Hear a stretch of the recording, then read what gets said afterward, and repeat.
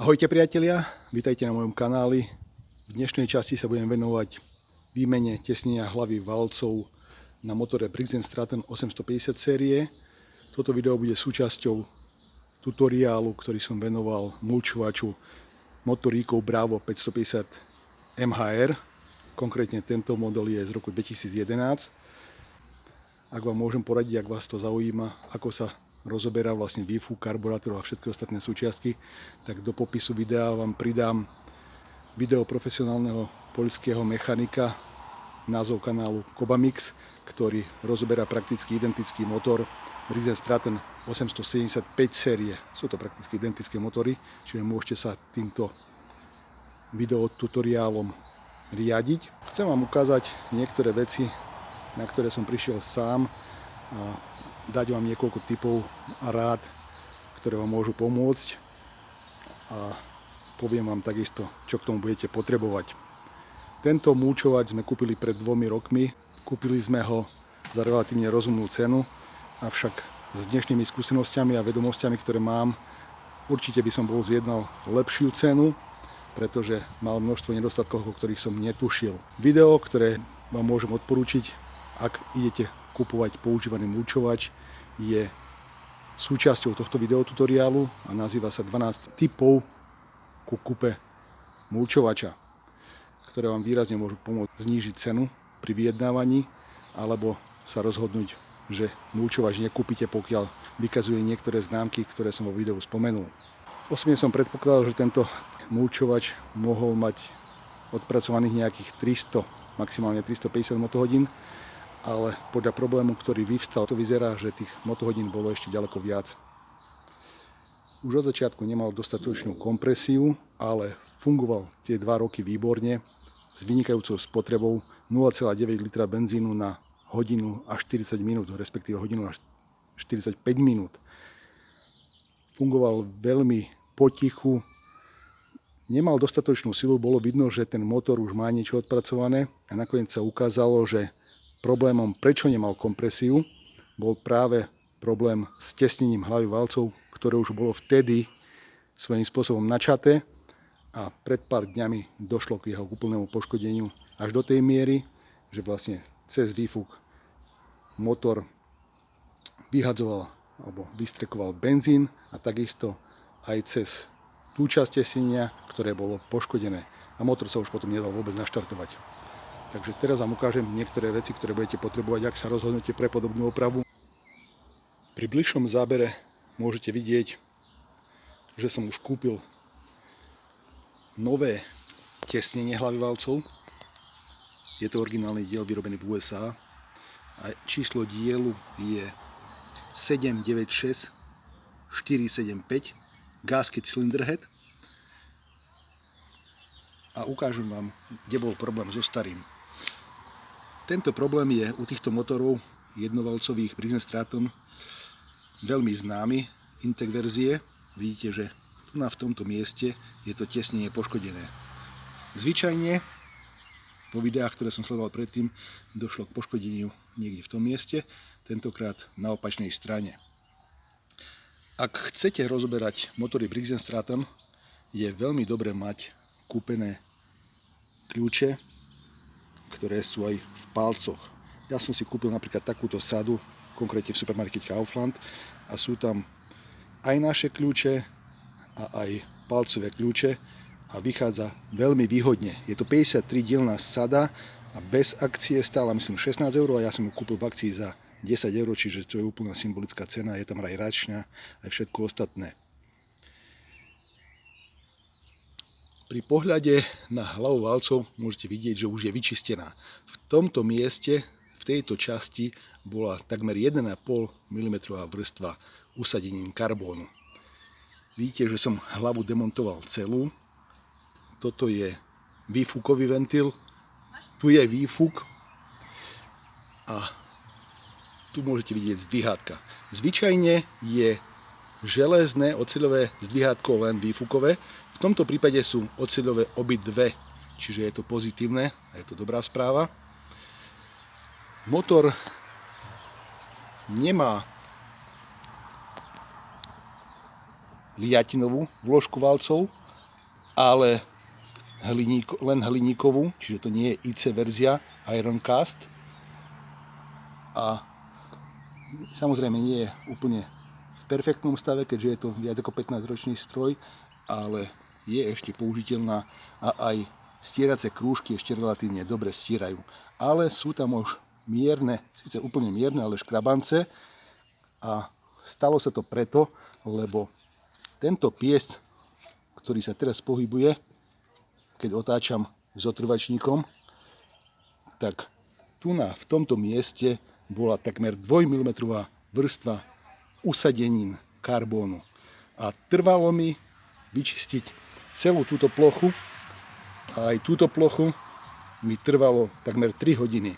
Čistil som to takýmto cleanerom, čističom od firmy Manol a takisto takouto kuchynskou húbkou, touto časťou, drsnou časťou. Niektorí odporúčajú použiť aj brusný papier 400 zrnitosti. Ja som k tomu nepristúpil, toto sa mi zdá trochu lepšie a nehrozí poškodenie. Ukážem vám ešte detailný pohľad na poškodené tesnenie hlavy valcov.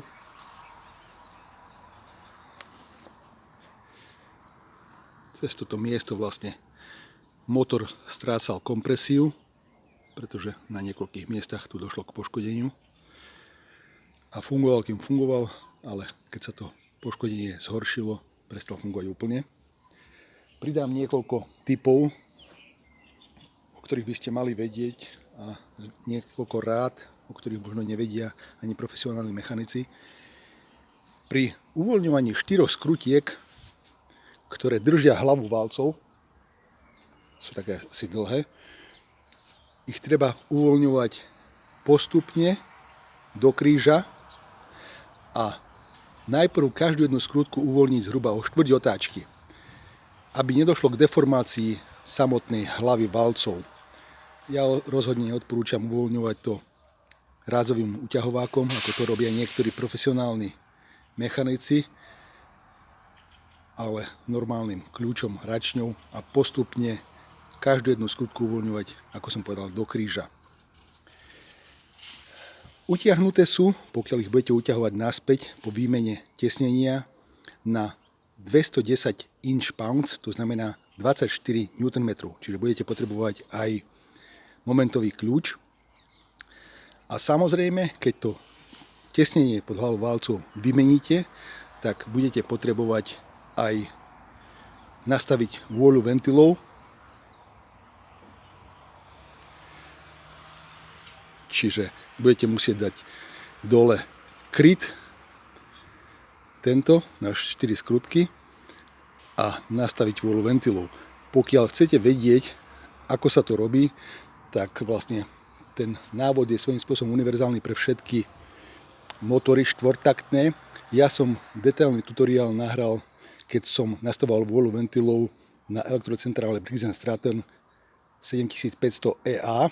Tam je to fakt detailne popísané a môžete sa tým riadiť. Samozrejme, mierky na nastavovanie, respektíve vôle ventilov sú na každom motore iné. Tie potrebujete zistiť od výrobcu alebo z návodu. Keď rozoberáte motor, tak je dobré, keď sú obidva ventily uzatvorené. A takisto je dobre si pamätať, že tieto zdvihátka, alebo po anglicky push rods, je dobré ich založiť naspäť tak, ako boli. Pretože môžu byť v jednotlivých častiach na jednotlivých koncoch mierne opotrebené a je lepšie ich založiť tak, ako boli. Potom, čo založíte nové tesnenie na miesto, zasúva sa takýmto štýlom, drží na týchto dvoch výčňelkoch a založíte hlavu valcov, je dôležité si pamätať a výrobca v servisnom manuáli odporúča, že ju uťahujeme na 3-krát. Tu mám český návod, je anglická aj česká verzia na internete opravného manuálu pre jednovalcové motory Briggs & Stratton a prečítam vám z nej. Doporučujeme hlavu válce dotahovať na 3-krát. Napríklad, pokud má byť hlava válce utažená momentem 220 inch-pounds, znamená 25 Nm, v prípade našej hlavy valcov je to 24 Nm a 210 inch-pound. První dotažení 75, respektíve 9 Nm, druhé dotažení 17 Nm a tretí dotažení v našom prípade 24 Nm. Takisto je to dôležité vedieť a treba tie skrutky uťahovať do kríža, tak ako je to zobrazené na tomto obrázku.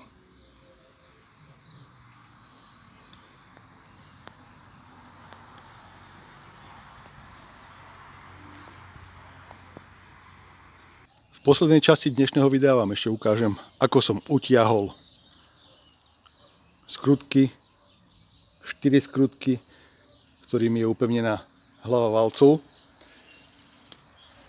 Na ich koniec, na závity, som aplikoval copper grease, čiže niečo ako mednaté mazivo. Odoláva vysokým teplotám až do 1000 stupňov a slúži na to, aby sa vám najbližšie, keď budete potrebovať tie skrutky uvoľniť, uvoľnili dobre a nedošlo k poškodeniu hliníkovej zliateny na bloku motora. Ako som spomínal, hlava valcov a jej skrutky sa uťahujú na 3 krát. To znamená najprv na 9 Nm, potom na 17 a nakoniec na 24 v našom prípade.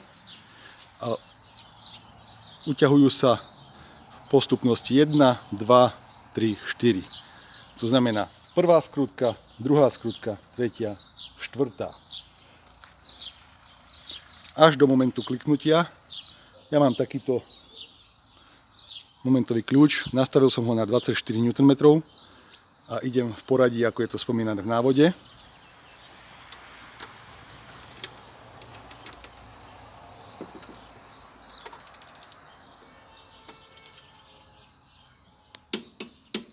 Čiže táto je už na 24 Nm. Táto takisto, stačí jedno kliknutie. Teraz táto.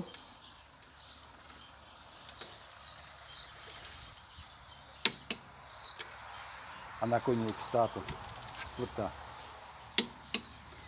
Čiže hlavu valcov máme správne ukotvenú na správny uťahovací moment.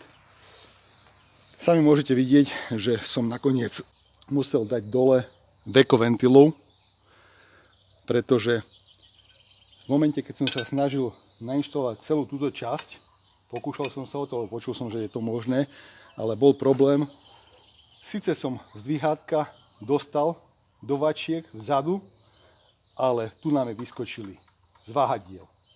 A dokonca toto zdvihátko išlo do spodnej diery. Čiže som to musel naspäť vymontovať celé. Zložil som veko ventilov, podarilo sa mi ho zložiť tak, že nedošlo k poškodeniu tesnenia a utiahol som na ten 24 Nm uťahovací moment celou hlavu valcov. Nastavovanie vôle ventilov už nechám do druhého videa, ako sa to robí. A pre dnešok je to asi tak všetko. V prípade, že máte poškodené tieto časti, to sú akési vodítka zdvihátiek, tak je dobre ich vymeniť. A takisto je dobre aplikovať v týchto miestach aj na vačky špeciálne mazivo, na to určené výrobcom Briggs & Stratton. Ak nemáte také, tak ja napríklad tam aplikujem špeciálne mazivo na prevodovky od firmy Honda, ktoré používam pre mazanie prevodov krovinorezu Honda a to by malo aspoň trošku pomôcť. Takže to je na dnešok všetko.